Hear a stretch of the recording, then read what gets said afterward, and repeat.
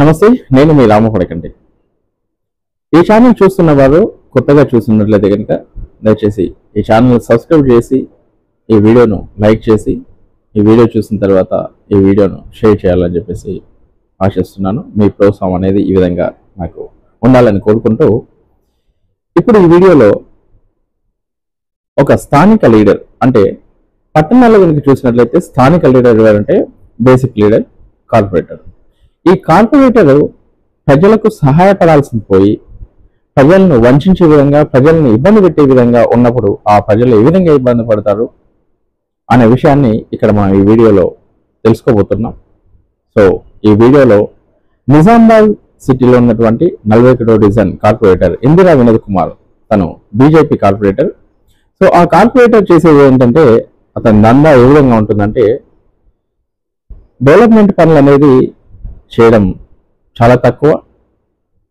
తనకు అనుకూలంగా ఉన్న వారి ఏరియాలను లేదంటే తను అనుకున్న ఏరియాలను చేయడం జరుగుతుంది. అంటే ఎక్కువ అవసరాలు లేని ఏరియాలను తను ఏమన్నా చిన్న చిన్న పనులు చేయడం జరుగుతుంది. బట్ అత్యవసరాలు ఉన్నటువంటి ఏరియాలో, అంటే అవసరం ఉండి ఏదో రోడ్లో లేకపోతే డ్రైనేజీలో లేకపోతే ఇంకేదైనా ఇలా ఎక్కడైతే అత్యవసరం ఉంటుందో అలాంటి ఏరియాలో పనులు చేయడు.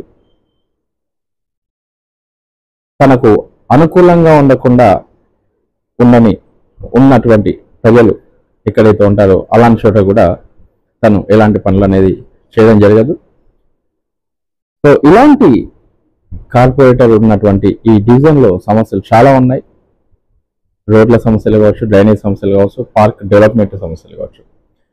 సో ఇక్కడ కనుక చూసినట్లయితే మన ఛానల్కు ఈ డివిజన్ కార్పొరేటర్కి సంబంధించినటువంటి భాగవతాలకు సంబంధించిన ఆడియోస్ కొన్ని ఇంతకుముందు వీడియోస్లో కూడా మీరు చూసే ఉంటారు.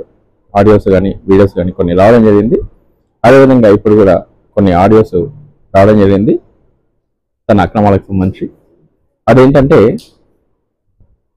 తను కన్స్ట్రక్షన్ చేస్తున్నటువంటి వారు ఎవరైతే ఉంటారో ఆ కన్స్ట్రక్షన్ చేస్తున్నటువంటి వారిని, ఇళ్ళ కన్స్ట్రక్షన్ చేస్తున్నటువంటి వారిని ఇబ్బంది పెడుతూ, బెదిరించి, లేదంటే మున్సిపల్ కార్యాలయంలో ఉన్నటువంటి వారి సహాయాన్ని తీసుకొని వారితో ఈ కన్స్ట్రక్షన్ చేస్తున్న వారిని ఏదో విధంగా ఇబ్బందులు పెడుతూ, బెదిరిస్తూ, వాళ్ళ దగ్గర డబ్బులు వసూలు చేస్తూ, కన్స్ట్రక్షన్ చేస్తున్న వారి దగ్గర డబ్బులు వసూలు చేస్తూ ఆ ఇల్లు కట్టుకోవడానికి ఎలాంటి ఇబ్బంది లేకుండా చేయడం అనేది ఒక కార్పొరేటర్ చేస్తున్నటువంటి ఘనకార్యం. సో ఆ విషయం ఏంటనేది మీరు ఈ ఆడియోలో వినొచ్చు. ఈ వినోద్ నంబర్ ఉందా కార్పొరేటర్? కార్పొరేటరా? ఉంది. ఉందా? అప్పుడు మీకు డబ్బులు అడిగినా నా దగ్గర 20,000 తీసుకున్నాడు. 20,000 తీసుకుందా? సతాయించేనా? ఏ పైసలు లేకపోతే వాళ్ళ నీళ్ళు పంపించిండు. ఎవరు ఉంటారు కదా, చెంచా వల్ల చైన్ మ్యాన్. చైన్ మ్యానా? Okay okay. ఎంత? 20,000 డైరెక్ట్ అడిగిండా ఫోన్ చేసి, లేకపోతే ఎట్లా? డైరెక్ట్ అడిగిండా ఫోన్ చేసి, లేకపోతే ఎట్లా? ఏ డైరెక్ట్ అడిగాడు, వీళ్ళే పంపిస్తాడు. వీళ్ళని పంపించానంటే మాట్లాడుకునే చెప్తారు వీళ్ళు. అట్లా ఇది ఎట్లా వేయాలి, వీడి మీద కంప్లైంట్ ఇద్దాం అనుకుంటున్నాం, వేరే వాళ్ళని కూడా కనిపిస్తుంది. డైరెక్ట్ ఇన్వాల్వ్ కావాలి కదా కంప్లైంట్ ఇద్దామంటే, అదొక ప్రాబ్లం. అందుకే ఆడు. సరే అన్న, ఏదైనా అవసరం ఫోన్ చేస్తానే. అడుగుతున్నా మిమ్మల్ని, అడుగుతుండు లేవు ఏం లేవు అని అడిగితే మీరు మా మా మా సెక్షన్ కాదని అంటుండు. వేరే వెంచర్ దగ్గర వేరే దగ్గర కట్టుకున్నాను కదా, సిద్ధార్థ రెడ్డి. ఆయన అసలు తీసుకోరు కదా డబ్బులు. ఆయన డబ్బులు తీసుకోడనా? ఈ రోడ్ల కోసం అడుగుతున్నాం. వాటర్ మొత్తం జామ్ అవుతున్నాయి, నాళాలు లేవు. అటు సైడ్ వాళ్ళ దిక్కు వేపిస్తుండు రోడ్లు. ఇప్పుడు మీ రోడ్ ఒకటి, మీది ముందు నుంచే ఏంది, కొద్దిగా క్యాస్ట్ ఫీలింగ్ ఎక్కువ మనోటి. Okay okay. మీ వెనుక రోడ్డు కొద్దిగా ఇప్పుడు కాడ 2 ఇండ్లు ఉన్నాయి, రెండింళ్ళకి కూడా రోడ్ వేపిస్తుండు. ఇట్లానే పోయి మాట్లాడదాం అనుకుంటున్నాం, ఎట్లయితే కష్టం అని చెప్పి. ఒకసారి చెప్పినావు కదా డబ్బులు వసూలు చేసిన అనే డబ్బులు మన కన్స్ట్రక్షన్ అడిగింది అనే విధంగా. అవునవును. ఏమైందబ్బా అసలు అది? అది సార్ వీళ్ళు ఎవరో ఈ స్కూల్ కాదు, గల్లీ వాళ్ళు కంప్లైంట్ చేసిరేమో, ఏమో వాళ్ళ పేరు చెప్పకుండా ఆ స్కూల్ వాళ్ళు కాదు, మళ్ళా వాళ్ళ పేరెంట్స్ చెప్తురంట వాళ్ళకు పోవడానికి రావడానికి ఇబ్బంది అవుతుంది, అది మొత్తం మెటీరియల్ మీరు తీసేసుకోండి, లోపల వేసుకోండి, మీ బయట రోడ్ వేసుకోదు అసలు అని అట్లా చెప్పిండాడు. అచ్చా, స్కూల్ వాళ్ళ పిల్లల పేరెంట్స్ కంప్లైంట్ ఇచ్చినట్టుగా చెప్పిండా?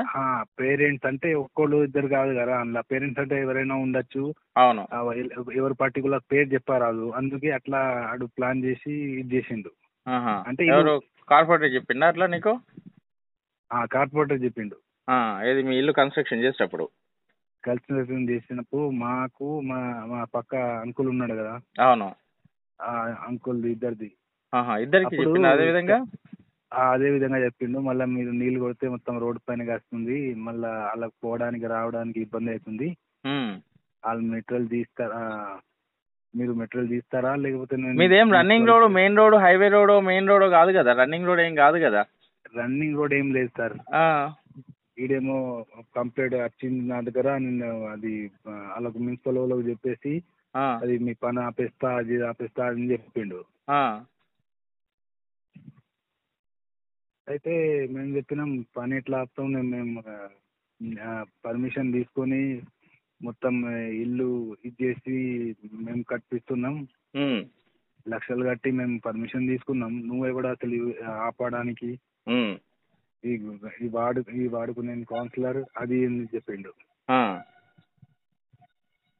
డైరెక్ట్ కార్పొరేటర్ వినోద్ కుమార్తోనే మాట్లాడినావా? అవునవును.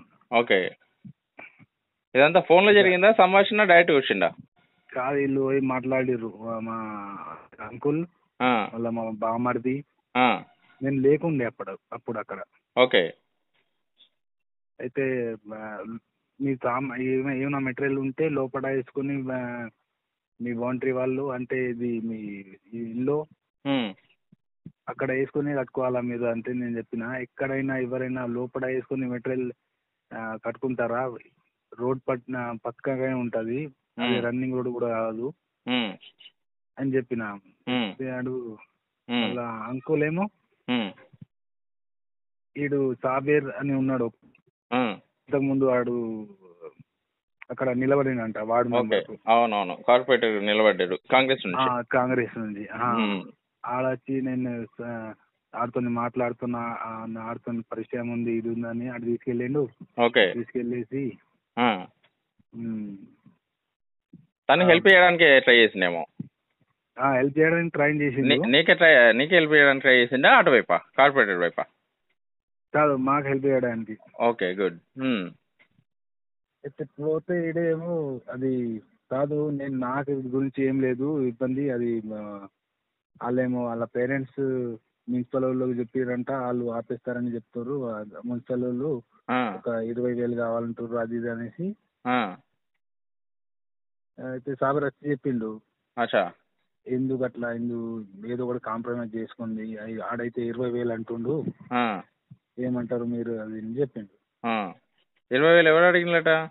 కార్పొరేటర్ ఎవరిని అడిగిండు? కాదంట, ఆడి కోసం కాదంట, అది మున్సిపల్ వాళ్ళకి ఇవ్వాలంట, అది మున్సిపల్ వాళ్ళకి ఇవ్వడానికి అడిగిండు. ఈ కంప్లైంట్ మీది. పాపం మున్సిపల్ వాళ్ళకు జీతాలు ఇస్తలేరేమో కమిషనర్ వాళ్ళకి మున్సిపల్ నుంచి, అందుకోసం కార్పొరేటర్ ఇస్తున్నట్టున్నాడు. ఓకే, అది మన లెవెల్లో లేదంట, అది మున్సిపల్ ఇక్కడ ఏదో కమిషనర్ పేరు ఇక్కడ దగ్గర పోయిందంట, వాళ్ళకు మాట్లాడడానికి వాళ్ళకి ఇవ్వాల్సి వస్తుంది ఏదో ఒకటి కథలు చెప్పేసి. మేము మళ్ళా అంకుల్ ఎందుకు రన్నింగ్ పని ఆపుకోవాలా అది ఇది అనేసి 10,000 ఇచ్చినాం. మనిషి 10,000 ఇచ్చిందా? మనిషి 10,000. 20,000 చొప్పున ఏమో ఇచ్చినట్టు అన్నారు కదా అప్పట్లో, జనరల్ గా 20,000 చొప్పున ఏమో ఇచ్చినట్టు వినిపించింది. ఇద్దరు 10,000 ఇచ్చారు. మనిషి 20,000 అని 10,000. చెప్పిండు. మొత్తానికి 20,000 ఇచ్చిండా ఇద్దరు కలిసి? ఎవరికి ఇచ్చిండ్రు డబ్బులు? వీటికి ఇచ్చినాం డైరెక్ట్ గారికి. డైరెక్ట్ వినోద్, కార్పొరేటర్ వినోద్కి ఇచ్చిండా? అవును. ఎక్కడ వచ్చి తీసుకున్నాడు? మీ ఇంటికి వచ్చి తీసుకున్నాడా? వాళ్ళ ఇంటికి వెళ్ళి ఇచ్చిండా? మధ్యలో ఎక్కడ మధ్యవర్తితోనా? మధ్యవర్తితో తీసుకున్నాడు. మధ్యవర్తితో తీసుకున్నాడు. ఇక డబ్బులు తీసుకున్నప్పటి నుంచి ఎలాంటి అబ్జెక్షన్ చెప్పలేదు, ఏం ప్రాబ్లం చేయలేదు మీ ఇంటి కన్స్ట్రక్షన్ కు? ఏం చెప్పలేదు అప్పటి నుంచి. ఇక అప్పుడు సాఫీగా జరిపోయింది మొత్తానికి పని, అంతేనా? లాస్ట్ వరకు అసలు ఏం చెప్పలేడు, అసలు రాలేడు ఆడు. అంతేనా? మొత్తానికి డబ్బులు వసూలు చేయడానికి ఇదంతా చెప్పింది డిస్టర్బెన్స్. డిస్టర్బెన్స్ అని కాదు, మొత్తానికి ఇంటి ముందు వాళ్ళు ఇంటి వెనుక వాళ్ళు కార్పొరేటర్ చెప్పిందంటూ.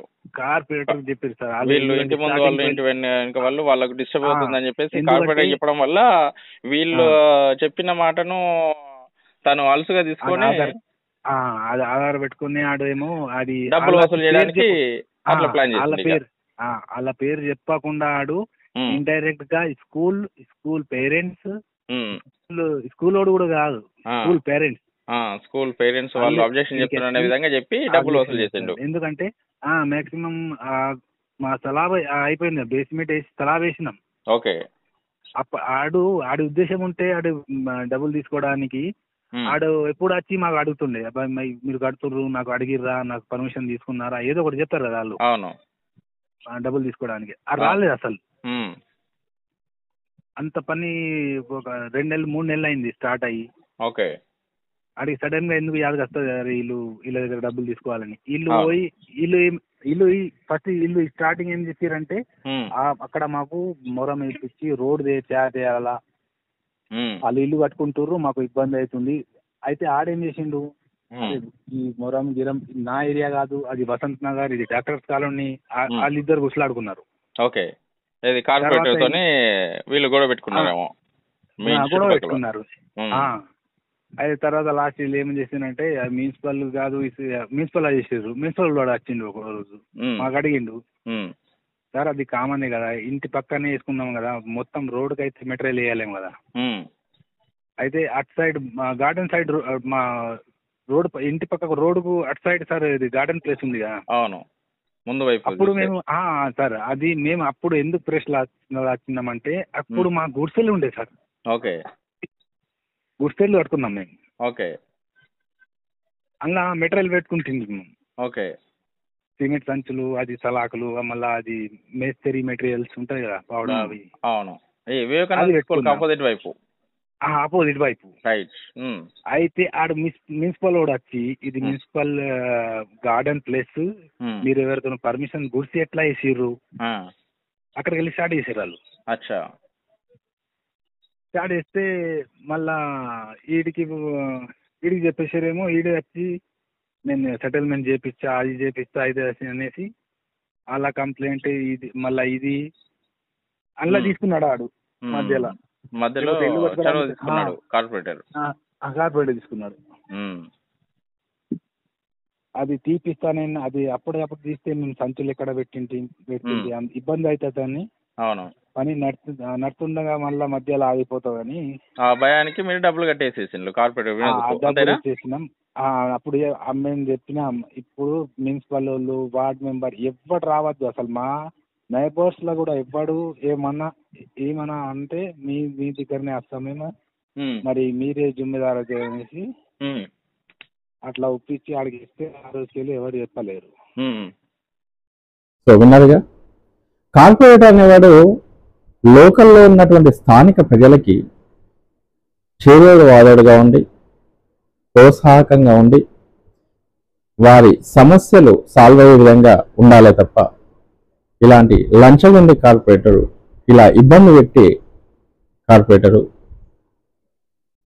తను చేయాల్సిన పని సమర్థవంతంగా చేయలేని అసమర్థపు చాతగాని కార్పొరేటర్లు ఇట్లా ఉంటే ప్రజలకు ఎంత కష్టాలు ఉంటాయి, వారి ఇబ్బంది ఏ విధంగా ఉంటుంది.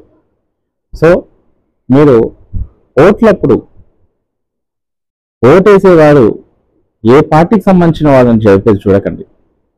ఆ వ్యక్తి ఎలాంటి వాడు, ఆ వ్యక్తి పనిచేసే సామర్థ్యత ఉంటుందా ఉండదా, మంచి లక్షణాలు ఉన్నాయా లేవా, లంగన దొంగన, అసలు వాడు ఎలాంటి వాడో తెలుసుకొని ప్రజలకు ఉపయోగపడతాడు, సమాజాభివృద్ధికి ఉపయోగపడతాడు అనుకుంటేనే అలాంటి వాడికి ఓటేయండి. ఇలాంటి దొంగలకు, మోసగాళ్లకు, పనిచేయలేని అసమర్థులకు ఓట్లేసి ఇలాంటి అసమర్థులను గెలిపించి సమాజం నాశనం అయ్యే విధంగా, అభివృద్ధి అనేది ఆగిపోయే విధంగా, రౌడీ రాజ్యాలు ఏర్పడే విధంగా దయచేసి చేయొద్దు అని చెప్పేసి ముఖ్యంగా ఈ వీడియో చూస్తున్నటువంటి ప్రజలకు, ఈ సమస్య ఏర్పడినటువంటి నిజామాబాద్ ప్రజలకు విజ్ఞప్తి చేస్తూ, మీ ఏరియాస్లో కనుక ఏదైనా సమస్యలు ఉంటే కనుక ఆ సమస్యల్ని నాకు వాట్సాప్ ద్వారా వీడియోలు కానీ, ఆడియోలు కానీ, ఫొటోస్ కానీ పంపించండి. వాటి సమస్యలకు పరిష్కారం కోసం నేను నా వంతుగా మీ తరఫున పోరాడతాను, సాయం చేస్తాను. ఎవరేమన్నా ఏమనుకున్నా ఎవరికి భయపడేది లేదు, ఎవరికి లొంగేది లేదు. ప్రజల కోసం, ప్రజల అభివృద్ధి కోసం, సమాజం బాగుండడానికి నా వంతు ప్రయత్నం ఎప్పుడైనా చేస్తూనే ఉంటాను, ధైర్యంగా, సంతోషంగా. Thank you. నేను మీ రాము పడకండి.